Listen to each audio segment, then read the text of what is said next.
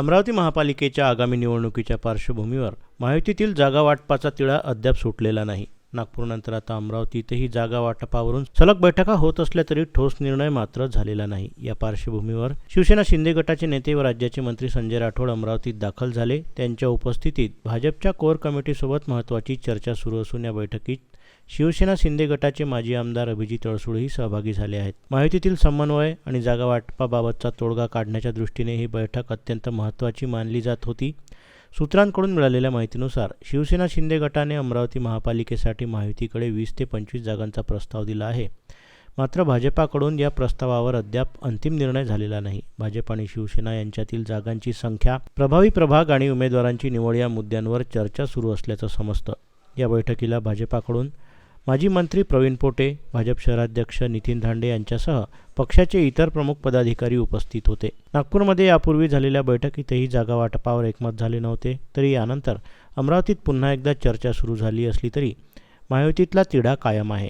महापालिकेच्या निवडणुका जवळ येत असताना महायुतीतील घटक पक्षांमध्ये जागा वाटपावर सहमती न झाल्यास राजकीय समीकरणं बदलण्याची शक्यता नाकारता येत नाही. त्यामुळे येत्या काही तासात किंवा दिवसात या बैठकीतून तोडगा निघतो का याकडे अमरावतीच्या राजकीय वर्तुळाचं लक्ष लागलं आहे.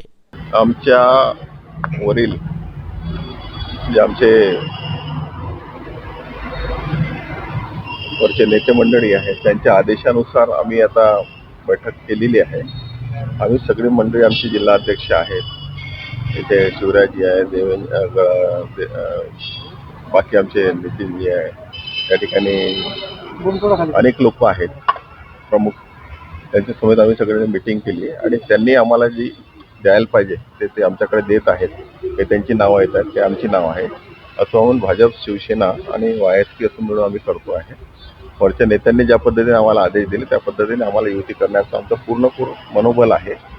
आम्ही युती करण्यात 100% सक्षम आहे आणि येणाऱ्या काळामध्ये युतीचे आता आज उद्यापर्यंत किंवा उद्या संध्याकाळपर्यंत ज्या काही गोष्टी फायनल होईल त्या तुमच्या समोर येतील. आणि तुम्ही दुसरा प्रश्न असा मांडला की युती जर झाली तर तुमचे लोक बंड करतील का? भारतीय जनता पार्टी ही अशी एक कॅडर बेस्ड पार्टी आहे. याच्यामध्ये कुठलाही आमचा कार्यकर्ता असो किंवा आमचा कुठले पदाधिकारी असो तेव्हाही हा बंडखोरी करत नाही. हा भारतीय जनता पार्टीसाठी काम करणारा आमचा कार्यकर्ता पदाधिकारी आहे. आपण अनेक वर्ष पाहिले आहे की बरेचदा आमच्या अनेक स्टेटमध्ये सुद्धा तिकिटा कमी जास्त करतात, खालीवर करतात, वरद तिकिटा कापतात. पण भारतीय जनता पार्टीचा कार्यकर्ता कधी असं करत नाही. तो बंडखोरी होऊ नये यासाठी ते ठेवलं काय सत्य? बंडखोरी मी आधीच सांगितलं, बंडखोरी 100% होणार नाही. ते झोन कार्यालयामध्ये EBFORM पोहोचवला नाही असं काही नाही. कसं असतं तुम्हाला सांगतो की असं त्याच्या मागचा हा उद्देश नाही की बंडखोरी होईल म्हणून आम्ही डायरेक्ट झोन कार्यालयात आमचे पक्ष फॉर्म्स आम्ही देऊ असा आपला भाग नाही आहे. तो एक स्ट्रॅटेजी म्हणून आमचा एक भाग आहे. या ठिकाणी आमचे जर पाहिलं तर कुठे साहेब आहे त्या ठिकाणी जे प्रमुख म्हणून ते काम करत आहे. आमचे मार्गदर्शक म्हणून आमचे पालकमंत्री बावनकुळे साहेब आहे. या ठिकाणी जर पाहिलं तर हे आहेत आमचे अनेक मंडळी, महत्त्वपूर्ण लोक आहेत त्या ठिकाणी. की असं कुठेही काम होणार नाही याची आम्हाला खात्री आहे. अजून आम्ही प्रस्ताव दिलेला नाही. आम्ही भारतीय जनता पार्टीकडे प्रस्ताव मागवलेला आहे आणि थोड्या वेळामध्ये त्यांचा प्रस्ताव येईल. माननीय आनंदरावजी अडसूळ शिवसेना नेते, त्याचप्रमाणे शिवसेनेचे मंत्री संजयजी राठोड, माजी मंत्री गुप्ताजी, माजी आमदार धाने पाटीलजी, बंडताई, असे सर्वच आम्ही आता बसून भारतीय जनता पार्टीबरोबर त्यांचा ठराव काय येतो ते बघू. आमचा जो ठराव आहे तो त्यांच्यासमोर ठेवू आणि त्या पद्धतीने चर्चा करू. शिंदे गट एकंदरीत अमरावती महानगरपालिकेत किती जागेवर लढण्याची शक्यता आहे? तेव्हा शिवसेनेच्या 7 जागा ऑलरेडी होत्या. जवळजवळ 3 ते 4 जागी आम्ही 2 नंबर लावतो.